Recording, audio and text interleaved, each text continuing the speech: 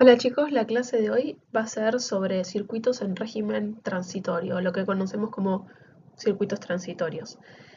Pero antes de adentrarnos en el tema de hoy y ver bien qué es esto de los circuitos transitorios, vamos a empezar con un breve repaso de lo que fue la clase pasada de inductancia.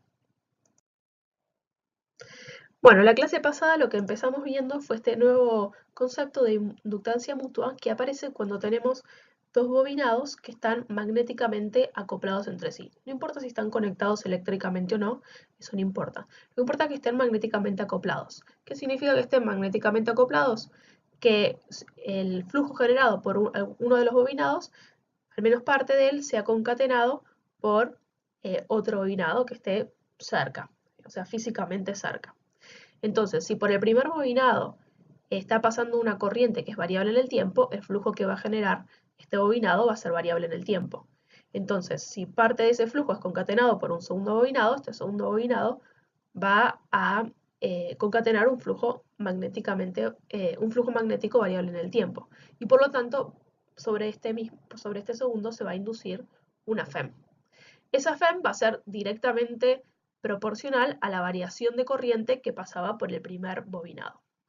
Y ese factor de proporcionalidad es lo que definimos como inductancia mutua y lleva la letra M y las unidades de Henrys en el sistema internacional. Entonces vimos un ejemplo en el caso de que teníamos dos solenoides y le calculamos la inductancia mutua. Pero después vimos que cuando tenemos un solo bobinado, como este bobinado concatena el flujo que este mismo genera, si el flujo que está generando es variable en el tiempo porque la corriente que pasa por él es variable en el tiempo, entonces sobre este mismo también se va a inducir una FEM. Y es lo que conocemos como FEM autoinducida. Esa FEM autoinducida va a ser directamente proporcional a la variación de corriente que pasa por el bobinado y el factor de proporcionalidad le llamamos autoinductancia y lleva la letra L y también tiene las mismas unidades que la inductancia mutua de Henry. Entonces calculamos el caso de la autoinductancia de un solenoide. Recordemos que tanto L como M son magnitudes que siempre van a ser positivas y que solamente dependen de los factores de construcción de los bobinados, o sea, el número de vueltas, la longitud del camino medio, o sea, el largo del solenoide, o si es un toroidal el bobinado, bueno, la longitud del toroide, la sección transversal, la permeabilidad magnética del medio, que puede ser vacío o puede ser otro material ferromagnético blando. Y en el caso de M, también depende de cómo están orientados los bobinados, ¿no? Por ejemplo, que estén así, o que estén así, o que estén así. Todas las distintas configuraciones van a tener distinto M. Y lo que también es muy importante, que les recalqué, es que así como un capacitor tiene capacidad por más de que no esté cargado, un inductor, un bobinado, tiene autoinductancia y un conjunto de dos bobinados cerca va a tener una inductancia mutua, aunque no estén energizados, es decir, aunque no esté pasando corriente por alguno o ninguno de ellos. Después definimos este factor de acoplamiento, que justamente es el que eh, relaciona la inductancia mutua M con las autoinductancias de los dos bobinados, L1 y L2. En el caso que todo el flujo generado por un bobinado sea concatenado por el otro, entonces estamos hablando de un acoplamiento máximo o acoplamiento perfecto. Y este factor de acoplamiento es 1. En el caso que estén muy separados entre sí y nada del flujo generado por el primer bobinado sea concatenado por el segundo, entonces en ese caso el factor de acoplamiento es 0. O sea, acá varía entre 0 y 1 como máximo. Después hablamos de lo que son los bornes homólogos. Cuando tenemos dos bobinados que están magnéticamente acoplados entre sí, va a haber cuatro bornes, ¿no? Porque cada bobinado tiene dos bornes, el borne de entrada y el borne de salida de la corriente y lo mismo en el otro. Entonces tenemos cuatro bornes. Vamos a tener dos pares de bornes. Los dos pares de bornes homólogos entre sí, por ejemplo, este borne con este borne puede ser homólogo o no homólogo.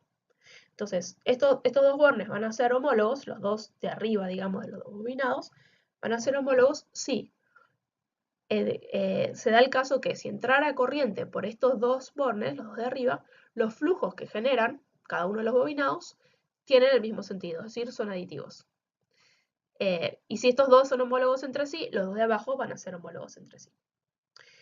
Y si no, si se da el caso que cuando entra la corriente por acá y entra corriente por acá, se genera flujo magnético sustractivo, es decir, uno en un sentido y el otro en otro sentido, y hay que ver cómo está hecho el arrollamiento, usar la regla de la mano derecha para ver cómo son los flujos.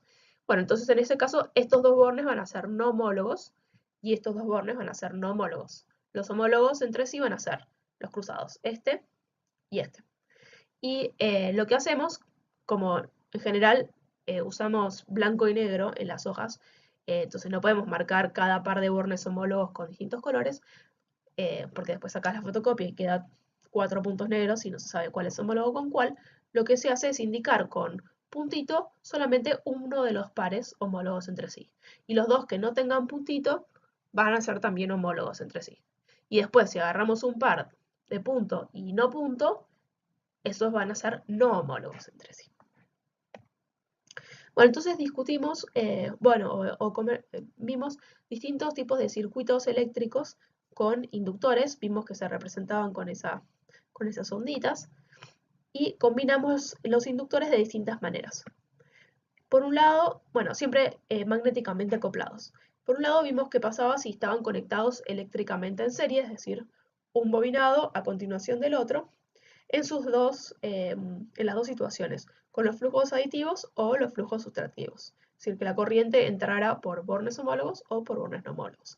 Y lo que hallamos fue el L equivalente de este circuito para cada una de las situaciones, para flujo aditivo y sustractivo. Ese L equivalente, si bien ustedes no tienen que hacer la demostración, sí es importante que sepan esa fórmula final, porque alguna vez ha aparecido en la guía, en el laboratorio o en algún examen, que era el equivalente era igual a L1 más L2 más o menos 2M, según si se trataba de casos de flujos aditivos o sustractivos. Después vimos una demostración un poco más tediosa, más larga, para el caso en el que teníamos los inductores acoplados magnéticamente entre sí y conectados eléctricamente, pero en una conexión en paralelo. De vuelta para las dos situaciones, aditivo y sustractivo. Bueno, lo hicimos, estaba dentro de la materia, está en el apunte, pero nunca van a usar esa expresión. Lo que pueden hacer es analizar la expresión, al menos para el caso límite en el que los bobinados están desacoplados magnéticamente, es decir, K es igual a 0 y por lo tanto M es igual a 0. Y en ese caso vemos la analogía entre el L equivalente y la resistencia equivalente, que era que la inversa de L, bueno, o antes la inversa del R equivalente, era igual a la suma de las inversas de cada una de las L's o antes de las resistencias. Y por último, como nota de color, porque aparece un poco discutido en el apunte, pero no profundamente analizado en esta materia porque excede los contenidos, es el caso en el que tenemos dos inductores acoplados magnéticamente entre sí, pero desconectados eléctricamente. Como es el caso de un transformador, y el caso del transformador ya lo vamos a analizar más adelante en profundidad. Pero lo que vimos que este circuito, que son dos circuitos, pues tenemos dos bobinados, cada uno con su corriente independiente, puede ser representado por un circuito equivalente donde las corrientes tengan una cierta relación. De vuelta para las dos situaciones, flujo aditivo o sustractivo. Yo simplemente les mostré cómo eran los circuitos equivalentes, pero sin profundizar demasiado en el tema. Y después hablamos de cómo era la energía quien la aporta, digamos, el campo magnético, almacenado por un inductor con corriente. O sea, un capacitor, acuérdense en electrostática, un capacitor con carga genera un campo eléctrico y ese campo eléctrico almacena energía. Entonces podemos hablar de la energía almacenada por un capacitor. Bueno, ahora hicimos algo semejante. En un bobinado, un inductor por el que circula la corriente, una corriente, va a generar un campo magnético. Ese campo magnético tiene una cierta energía del campo magnético. Entonces vamos a hablar de la energía del inductor o almacenada por el inductor. La energía de, como hablábamos antes, de la energía del campo eléctrico o la energía electrostática almacenada por un capacitor. Y vimos el caso particular, el ejemplo, en el caso de la energía magnética almacenada por un solenoide con corriente. Podría hacerse para otra geometría, por ejemplo, un toroide. Como en su momento en los capacitores habíamos analizado el caso particular de un capacitor de placas planas paralelas. Pero podríamos haberlo hecho para otra geometría de capacitor. Y por último, vimos cómo es la energía almacenada ahora por un sistema compuesto no solamente por un inductor, sino dos inductores, y que están magnéticamente acoplados entre sí. Entonces, no es directamente la energía almacenada por un inductor, que es un medio de L por I cuadrado, y entonces ahora más un medio del otro L por la otra I al cuadrado. No, aparece un tercer término que puede ser positivo o negativo, según cómo sea el acoplamiento, y que depende de las corrientes que pasan por cada uno de los bobinados y de M.